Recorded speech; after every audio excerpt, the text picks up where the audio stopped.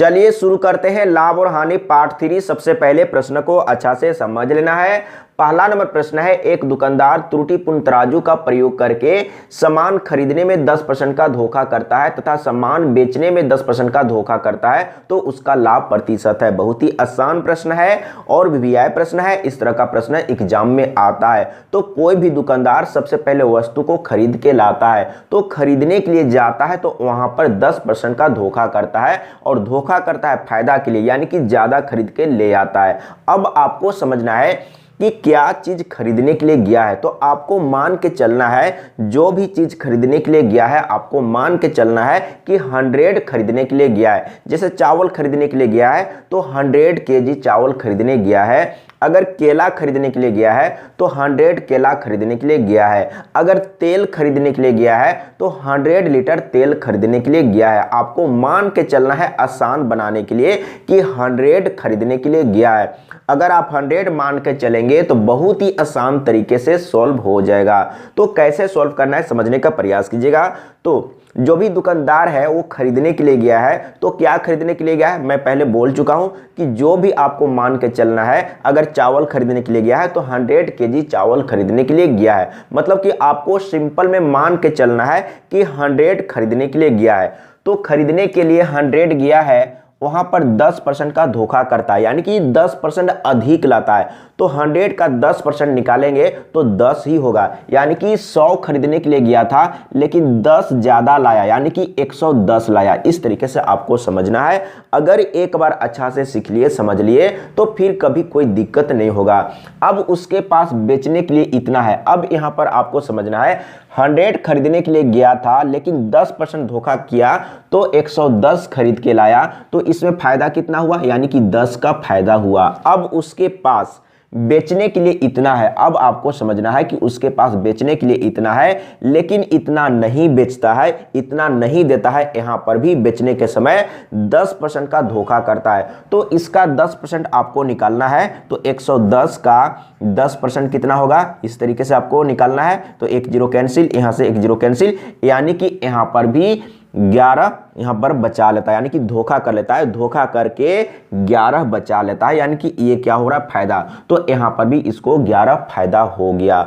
अब आपको समझना है, अब आपको समझना है, इतना बेचने के लिए था लेकिन इतना धोखा करके बचा लेता है, इतना नहीं देता है। तो कितना दिया, तो कितना दिया ये जानना आपको जरूरी नहीं है, कितना फायदा हुआ वो आपको जानना जरूरी है। लेकिन आपको एक बार अच्छा से समझ लेना है, बेचने के लिए इसके पास इतना था लेकिन इतना नहीं दिया, इतना बचा लिया, 11 बचा लिया। तो 11 इसमें माइनस कर लेंगे तो देख लीजिए कितना होगा।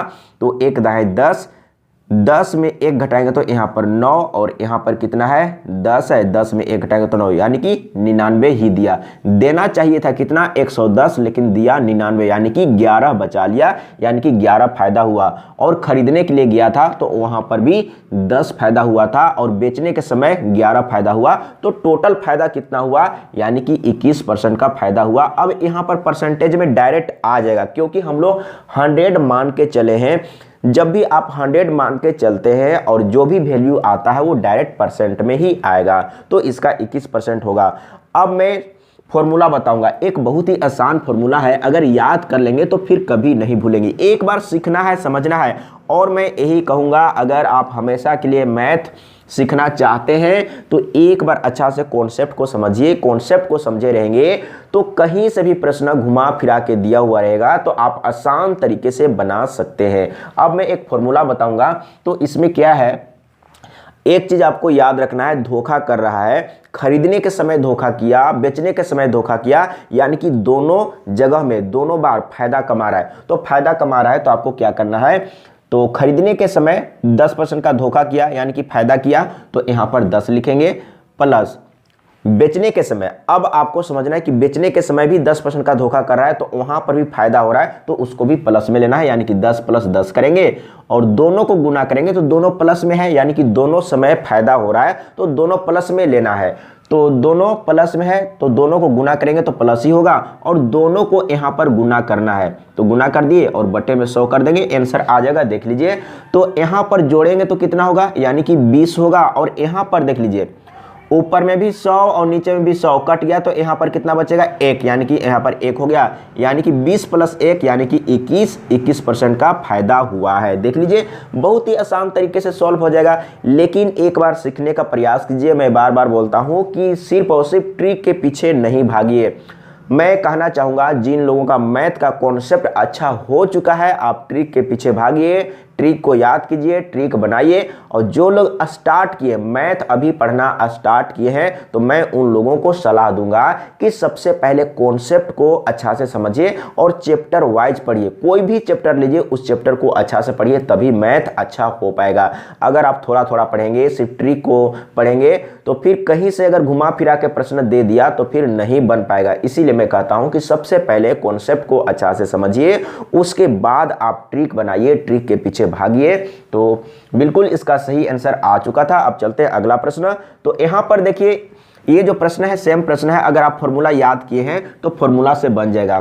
तो दोनों तरीका से बनेगा, लेकिन फॉर्मूला याद रहेगा तो फॉर्मूला वाला बहुत ही आसान है। तो यहां पर देख लीजिए क्या है, धोखा करता है। एक दुकानदार त्रुटिपूर्ण तराजू का प्रयोग करके सामान खरीदने में 15% का धोखा करता है तथा सामान बेचने में 20% का धोखा करता है, तो उससे कितने प्रतिशत लाभ होता है। यानी कि दोनों बार फायदा कमा रहा है, धोखा कर रहा है, फायदा कमा रहा है, तो दोनों को प्लस में लेंगे।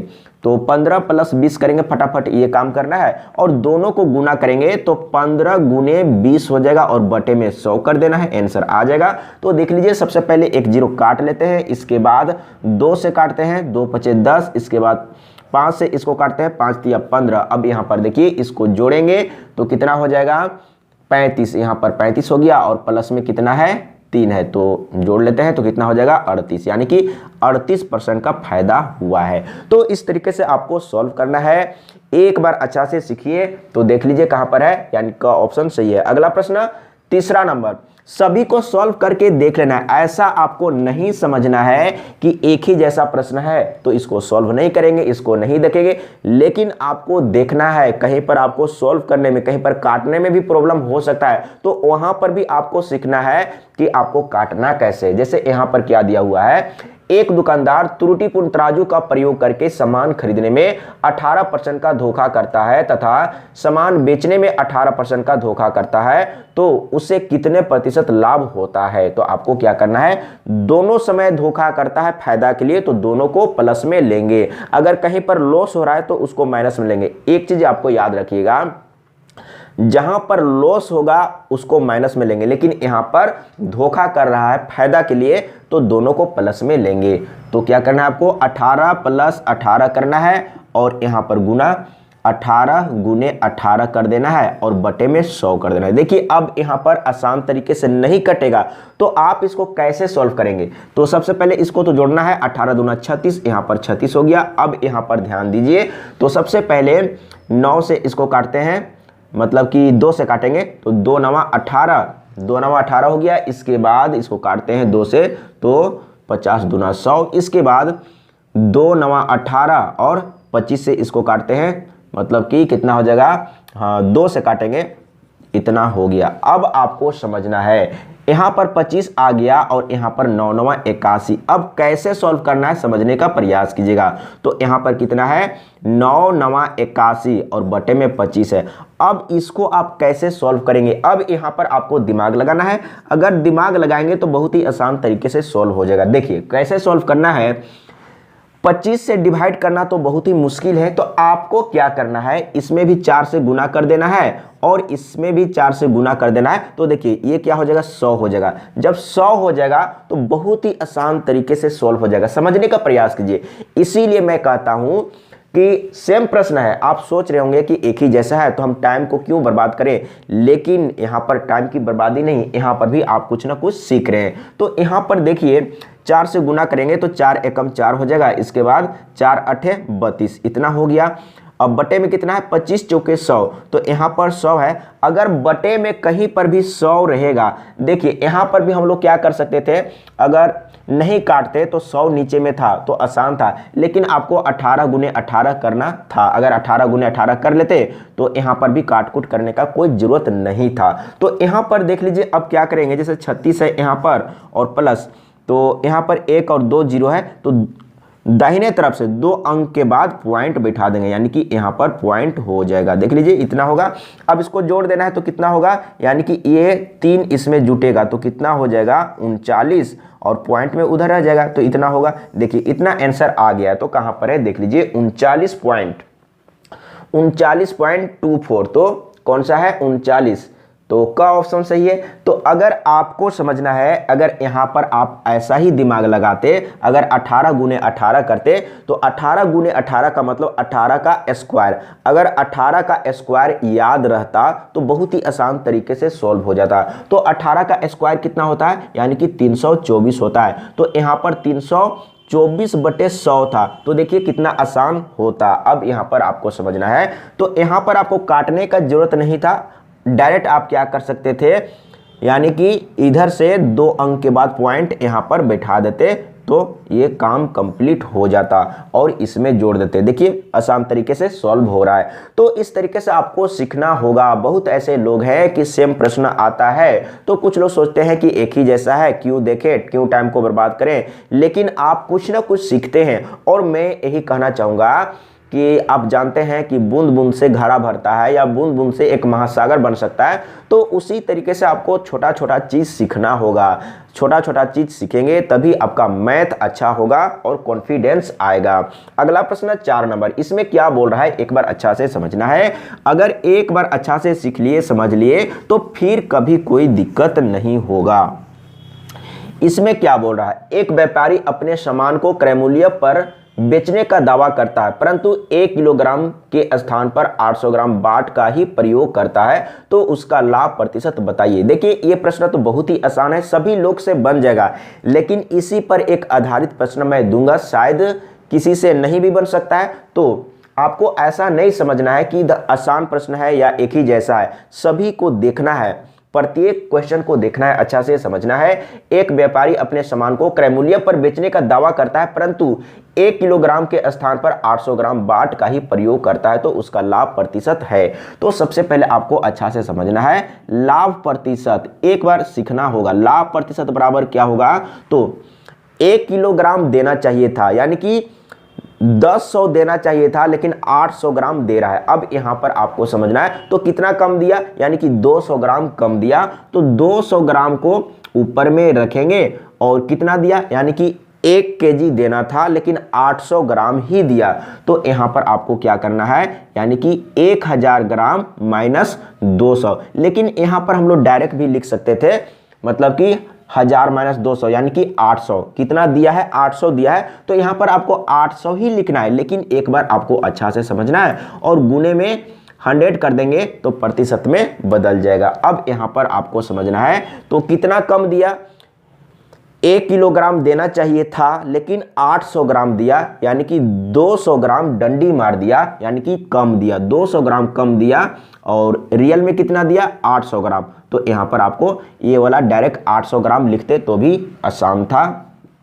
अब यहाँ पर देख लीजिए, तो गुने में 100 है, सबसे पहले 2 जीरो काट लेते हैं, इसके बाद 2 चौके 8, इसके बाद 4 से काटेंगे तो 25 चौके 100, यानी कि 25% का फायदा हुआ। तो देख लीजिए कहाँ पर है, ख ऑप्शन सही है। अब चलना है अगला प्रश्न, अब इसको सॉल्व करने का प्रयास करना है, इसी पर आधारित है लेकिन थोड़ा सा अलग है। तो देखिए एक बार प्रश्न को पढ़ के समझिए। एक बेईमान व्यापारी अपने सामान को क्रय मूल्य पर ही बेचने का दावा करता है, किंतु गलत बाट का इस्तेमाल करके 25% लाभ कमा लेता है। वह 1 किलोग्राम के स्थान पर कितने ग्राम का बाट प्रयोग करता है। देखिए ये जो प्रश्न है, मतलब कि इससे पहले जो प्रश्न था उसी से रिलेटेड है, उसमें 25% लाभ हुआ था, और इसमें बोल रहा है एक बेईमान व्यापारी अपने सामान को क्रय मूल्य पर ही बेचने का दावा करता है, किंतु गलत बाट का इस्तेमाल करके 25% लाभ कमा लेता है। यहाँ पर 25% लाभ कमा लेता है, तो कौन सा बाट का यूज किया है, तो 800 ग्राम का बाट का यूज किया है, क्योंकि हम लोग वहाँ पर इससे पहले वाला प्रश्न में 800 दिया था, यानी कि 200 ग्राम कम दिया था, तो फायदा कितना हुआ था 25% ही हुआ था। तो आप सोचेंगे कि इसको तो हम रट लेंगे, लेकिन रटना नहीं है, सीखना है, एक बार अच्छा से सीखना है। तो फॉर्मूला क्या था, तो आपको लिखना है लाभ प्रतिशत, लिखना नहीं है समझना है, समझ लेंगे तो लिखने का जरूरत नहीं है। तो लाभ प्रतिशत बराबर क्या होता है, कितना कम दिया। अब यहां पर मालूम नहीं है, जैसे इससे पहले वाला प्रश्न में था कि 1 किलोग्राम के जगह में 800 ग्राम दिया, यानी कि 200 ग्राम कम दिया, लेकिन यहां तो मालूम नहीं है कि कितना कम दिया, तो आपको मान के चलना होगा कि कम कितना दिया, तो x ग्राम कम दिया। तो यहां पर बटे में क्या करेंगे, तो यहां पर भी तो मालूम नहीं है कि रियल में कितना दिया, तो यहां पर अब आपको करना होगा 1000 ग्राम माइनस x करना होगा और गुने में 100 करेंगे। अगर 100 कर देंगे तो प्रतिशत में बदल जाएगा। अब यहां पर आपको ध्यान देना है, प्रतिशत में बदल जाएगा। तो लाभ प्रतिशत यहां पर मालूम है कितना है, यानी कि 25%। अब आपको एक बार फिर से समझना है, एक बार कॉन्सेप्ट को समझिए, कॉन्सेप्ट को समझ लेंगे बहुत ही आसान तरीके से सॉल्व हो जाएगा। तो यहां पर गुने में 100 है और ये प्रतिशत में आ जाएगा, तो इधर में भी प्रतिशत है, इधर में भी प्रतिशत है, ये कैंसिल हो जाएगा। अब आपको क्या करना है, फिर से एक बार फ्रेश लिख लेना है।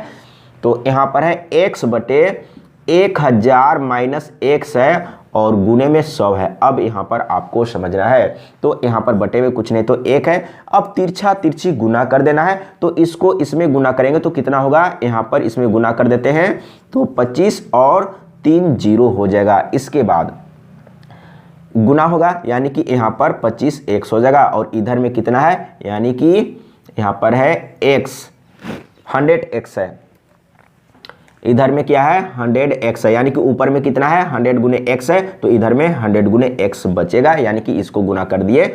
अब इसी को सॉल्व करेंगे, आंसर आ जाएगा। तो सबसे पहला काम, इसको ले जाते हैं उधर में, तो इधर में कितना बचेगा, यानी कि 25 और 3 0 इधर में है और माइनस में 25x है, तो इसको उधर में ले जाएंगे तो क्या हो जाएगा, इधर में 100x है तो 25x उधर में चला जाएगा तो 125x हो जाएगा। यहाँ पर 125x हो गया।